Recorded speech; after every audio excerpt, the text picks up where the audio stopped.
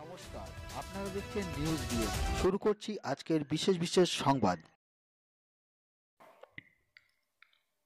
আজ প্রকাশিত হয়েছে মাধ্যমিক পরীক্ষার ফল। চলতি বছরে মাধ্যমিক পরীক্ষায় নজর কাড়া ফল করল মালদা রামকৃষ্ণ মিশন বিবেকানন্দর বিদ্যামন্দির।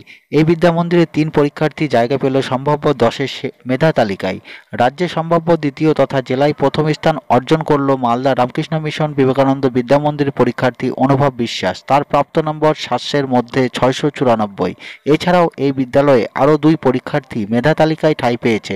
তারা প্রথম 10-এর সম্ভাব্য মেধা তালিকায় 8ম স্থান অর্জন করেছে। 8ম স্থানাধিকারী 2 পরীক্ষার্থীর মধ্যে একজনের নাম সৃজন প্রামাণিক এবং অপরজনের নাম অরিত্র সাহা। দুজনেরই প্রাপ্ত নম্বর 688। স্বভাবতই এই রকম ফলের কারণে এখন খুশির হাওয়া মালদা রামকৃষ্ণ মিশন বিবেকানন্দর বিদ্যা মন্দিরে।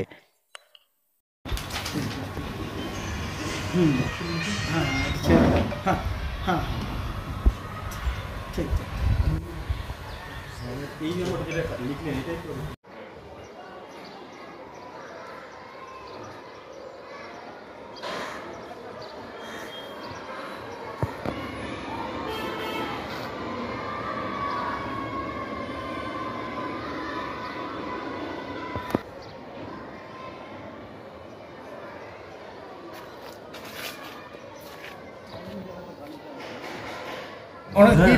রেজাল্ট কি বলেন এবার 2025 মাধ্যমিকের যে রেজাল্ট এই মুহূর্তে প্রকাশিত হলো, সেখানে আমাদের স্কুল থেকে 3 জন ছাত্র মেধা তালিকায় স্থান পেয়েছে।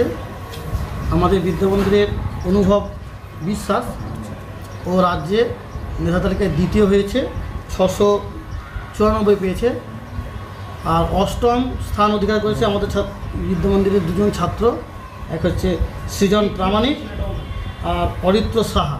এরা 688 পেয়ে 8ম স্থান লাভ করেছে। কতজন পরীক্ষার্থী ছিল এবার আপনাদের স্কুলে? মাধ্যমিক দিয়েছিল এবারে আমাদের বাংলা মিডিয়াম এবং ইংলিশ মিডিয়াম দুটো মিডিয়াম মিলে 137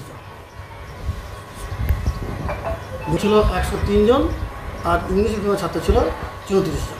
সকলে পাস করেছে? হ্যাঁ, আস্তে আশা করেছে। এই যে এত ভালো রেজাল্ট, সাফল্য কী বলবেন? এটা ছেলেদের সারা বছর ধরে তারা পরিশ্রম করে এবং তাদেরকে ঠিক যেমনভাবে বলা হয় তারা সেটাকে ফলো করে। আর যথেষ্ট তারা সচেতন, সিরিয়াস।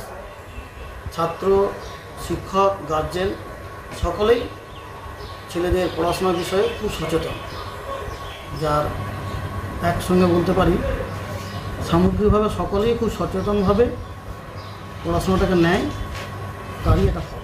পরে যদি দ্বিতীয় স্থান অধিকারী অনুভব বিশ্বাস, সে তো এখন দিল্লিতে রয়েছে। হ্যাঁ, অনুভব বিশ্বাস ও এই মাধ্যমিকের পরে আমাদের সঙ্গে যোগাযোগ আছে এখন, এবং আজকেও ফোনে কথা হয়েছে। রেজাল্ট বেরোনোর আগে কথা হয়েছে, রেজাল্ট বেরোনোর পরেও কথা হয়েছে। ও দিল্লিতে পড়াশোনা করবে, এর পরবর্তী পড়াশোনাটা দিল্লি থেকে করবে। বর্তমানে ওখানেই রয়েছে। হ্যাঁ, ওর বাবা কর্মসূত্রে দিল্লিতে আছেন, তো সেই কারণে একটা দিল্লিতে থাকার একটা পড়াশোনা করার টাকা।